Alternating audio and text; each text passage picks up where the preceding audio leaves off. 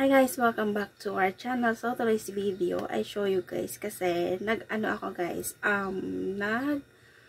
ako ng TFA today. Ito yung releasing na araw ng aking passport. Hi guys, welcome back again to our channel. So today's video guys, pumunta ako sa sa DFA kanina kasi today is my releasing my new passport. So from guys, single to married. Charot! Single to married. So na-change ko ng status ko guys sa married passport. So actually itong passport ko guys, hindi pa ito guys expired. So 10 years valid ito. So hindi pa to siya guys expired. Ma-expired pa to siya is 2029. So ayan na guys, kasi nag-change status ako. Tingnan mo guys, meron na siyang ganyan na guys. Hindi ko na ito mayuyuse. So, dito na ako ngayon sa blue. Ito na yung aking passport na bago. So, ito is married na ito guys. Married na itong passport ko. Hindi na ako single anymore. Char. So, hindi na tayo single anymore. I have 4 passport guys. Ito yung passport ko guys. Ito yung passport ko. 4 lang. Kung pwede lang to guys ibenta. Sana mabinta. 4 na. Ito yung pinakauna ng passport ko guys nung nag-abroad ako. Tingnan niyo. Madugyot ito guys. Ang daming visa, ang daming stamp. Ayan. So, ito yung tingnan mo yung mukha ko guys dati. Guys, para kung tingnan mo yung itsura ko dati guys. Ang pangit. Super, ang pangit. Ito yung una kong passport. So, ang dami ito guys. Mga visa, mga ganyan, travel history. So, i-keep mo yan kasi that's the important guys. And then, ito yung second passport natin guys. Yung mukha natin dito. Ayan. O, diba? Ganyan yung passport natin pangalawa. Super terrible. Grabe yung face natin ngayon. Tsaka yung before tingnan. Parang okay yung mukha ko dito. Sinining pa ako dito guys. Ayan. So, ito yung second passport natin. And this is my passport. Ito guys, hindi pa siya expire. Ang pangit super ng passport ko dito as in. Ew. This is my worst passport here. My worst passport image. Ayan, ito siya. Ito siya guys is nasa Kuwait. Ito guys na renew. Lahat naman itong passport ko except lang sa bago kasi sa Philippines. And the rest ko guys, passport ko sa Kuwait. Right? So, ito naman is, ito yung bago nating passport. So, I am not revealing my new faces here. Charo. So, ito na yung bagong passport natin, guys. Ito is, ano na talaga to guys, married name.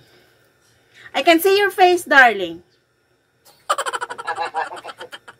So, ito na yung bago natin, guys. Kakuha ko lang kanina. So, kung pwede lang ito masanla guys, sanla na natin. Para marami tayong pera. Ito yung bago nating passport. Itong, yung first, second, third, fourth. Ito na. So, ayan na guys. Yun na yung ating passport na bago. So, nakapunta na tayo sa DFA. Tapos na tayo. Kasi last time ko guys, nag-online ako. So, sabi ko, hindi ako makapasok. Nung the time na yun sa website nila, mga 4 to 5 times akong nag-try na mag-fill up sa online kasi bawal naman kasi talaga doon guys magpunta nang wala kang appointment schedule. So, kailangan mo ng appointment schedule after pakita mo sa kanila doon. So, pumunta ako doon guys. Nagtanong ako doon sa nila sa staff nila. Sabi ko, miss, hindi ako makapasok sa nyo sa website kasi nag-i-error. So, hindi ako maka-next steps. And then, sinabi niya sa akin, sabi niya, bakit miss? Sabi ko, ito miss, kasi yung passport ko, actually valid naman siya. So, 10 years yan. Sabi niya, bakit ka pala mag-change? Sabi ko, kasi kasal na ako. So, I update my status. Sabi niya, it's okay. After that, guys, sabi niya sa akin, sabi niya, patingin daw ng fill up ko sa form. Pag tingin niya, sabi niya, bakit ano ba yung husband mo? Sabi ko, foreigner. Sabi niya, it's okay. Sabi niya, ano yun? Sabi ko, British. And then after that, sabi niya sa akin, kasi hindi ako makapasok doon sa information ng husband ko kasi nag-i-error siya. I mean, nagre-red line. So, hindi ako maka-next proceed. Hindi siya ma-okay. Unless mag-blue line siya, pwede ka maka-next proceed ka doon. Pero as long as naka-red, hindi siya ma-okay. After, doon ako nagtanong, nasabi niya sa akin is pag may ganong case pala, I don't know kung sa Filipino spouse is mag-e-error din ba siya kasi di ko naman na-try at saka foreigner naman yung partner ko.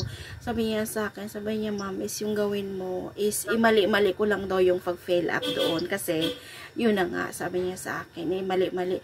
Ayun, pag lahat ang pangalan, kasi yung mali doon is yung last name tsaka yung middle name, ayaw tanggapin ng computer, hindi ko nga alam kung bakit. Ayun, sabi niya sa akin, ma'am, ang gawin mo lang is imali-mali ko lang daw yung isulat ko. Pero, naka-related pa rin sa kanya. So, ang ginawa ko doon, lahat doon, from last name to middle name and sa pangalan, parehas lahat. Kaya, ayun, naka-proceed ako, naka-next ako, hanggang nakatapos ako. Kaya, ayun, na-release na today yung passport ko. So, nagbayad ako ng 1,250. Yun na yung rush nila, guys. Pero, yeah, 7 days working siya. And then, kung babayad ka ng ng 900, that was 12 days. 12 days siya, guys, ma-release. So, kahit ginawa ko yung 1 to 7 days working. So, ayun na, na-release na yung passport ko, guys. So, bago na yung passport natin. And, next steps na tayo, guys. Kung saan na tayo pupunta, kung saan na tayo dalhin ng ating mga paa. Charot. Are you okay, darling? Sakit talaga ng pimples ko, guys. Oh, askin. Okay, eat your breakfast. So, ayan na, guys. Kikip na natin tong yung ating mga what is this. So, meron pala tayo dito. Tingnan yung papers ko, guys. Yung marriage certificate, marriage license. Na punit-punit. Malaki kasi siya, mahaba. Meron tayo ditong ito, guys. Ito yung binigay sa akin. Ayan, Bacolod, Robinsons, kasi dyan ako kumuha ng passport ko, guys. So, meron dyan nakalagay email, contact, gender, transactions time, ayan, name of ikaw or employer, ganun, employee. I mean, so, ayan, anong i-rate mo sila, guys, kung paano sila mag-assess sa'yo, paano sila mag-communicate sa'yo. Ayan, may happy face, may sad face, may something like this. So, isi-shades mo yan kung anong gusto mo dyan. May parang may feedback sila galing sa customers. Ganon. So, I don't know. First time ko man ito, guys. Kasi ganyan. Oh, yan. So, wala na tayong worries bago na yung passport natin. So, ay yung requirements pala, guys, kasi pumunta ako doon. Yung dinala ko lang, guys, is yung print out na mga ano ng passport ko requirements. Print out niya while nag-sit ka ng online appointment. Tapos, dala ka ng, if you change your status, you bring your marriage certificate. PSA na siya, guys. PSA.